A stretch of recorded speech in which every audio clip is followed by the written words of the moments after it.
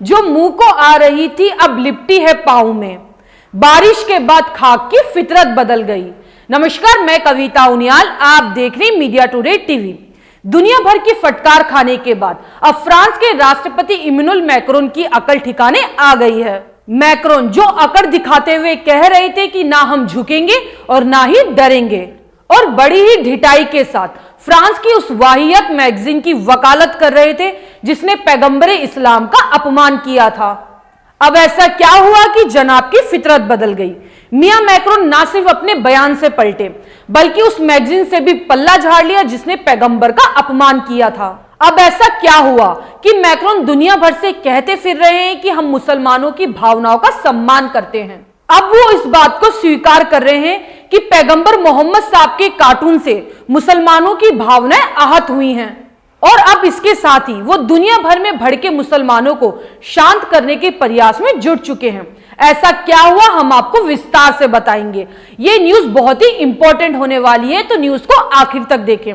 अगर न्यूज अच्छी लगे तो लाइक करें, शेयर करें और हमारे मीडिया टुडे चैनल को सब्सक्राइब करें, और हाँ, बेल आइकन को जरूर प्रेस करें ताकि हमारी न्यूज सबसे पहले आप तक पहुंचे। फ्रांस के राष्ट्रपति मैक्रोन ने अरबी के एक चैनल अल जजीरा को इंटरव्यू देते हुए कहा कि मैं मुसलमानों की भावनाओं को समझता हूं जो आहत हुई हैं। मैं उनका सम्मान करता हूं, लेकिन मैं चाहता हूं कि आप मेरी भूमिकाओं को भी समझें। मेरी भूमिका मामलों को शांत करने की है, जैसे कि मैं यहां कर रहा हूं, लेकिन साथ ही इन अधिकारों की रक्षा करना भी मेरा कर्तव्य है। उन्होंने कहा कि मेरे बयान को मीडिया में गलत तरीके से पेश किया गया और राजनीतिक नेताओं द्वारा मेरे इस बयान के जरिए भ्रम फैलाया गया। सबसे पहली बात, मैक्रोन ने एक अरबी चैनल से ये सारी बातें कही।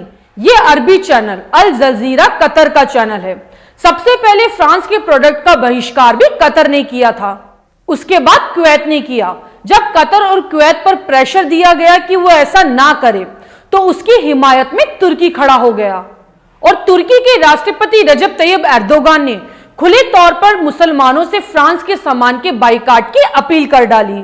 बस फिर क्या था, तुर्की के राष्ट्रपति को मैदान में देख सारे मुस्लिम देशों ने फ्रांस के खिलाफ बोलना शुरू कर दिया।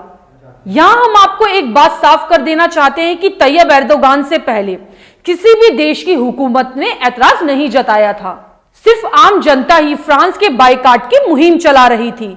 लेकिन एर्दोगान ने जैसे ही घोषणा करी तो फौरन ही पाकिस्तान और ईरान की संसद में फ्रांस के खिलाफ प्रस्ताव पास हुआ और मुस्लिम देश खुलकर फ्रांस के विरोध में आ गए।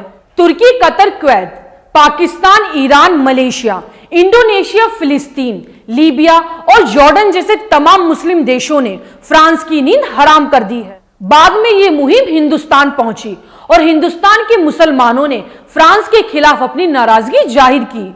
हिंदुस्तान में सबसे पहला प्रदर्शन मध्य प्रदेश की राजधानी भोपाल में कांग्रेस के विधायक आरिफ मसूद के नेतृत्व में भोपाल के इकबाल मैदान में किया, जिसमें हजारों लोगों ने शिरकत की। उसके बाद मुंबई, देवबंद, अलीगढ़, पंजाब और देहरादून जैसे कई जगहों पर प्रदर्शन किए गए। ये तो था मुसलमानों का ऐतराज।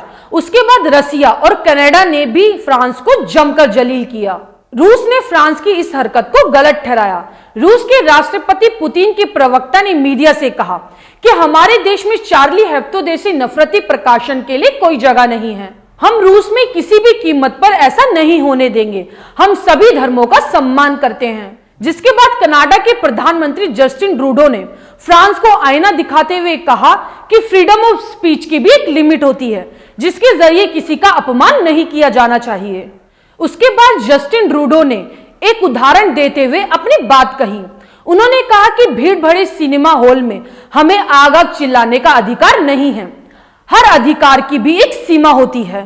साथ ही संयुक्त राष्ट्र ने भी इस पूरे मामले पर अपनी गहरी चिंता जताई है। इन सबके साथ ही लंदन में ब्रिटिश मुसलमानों ने फ्रांस के विरोध में फ्रांस की एम्बेसी के सामने विरोध प्रदर्शन किया।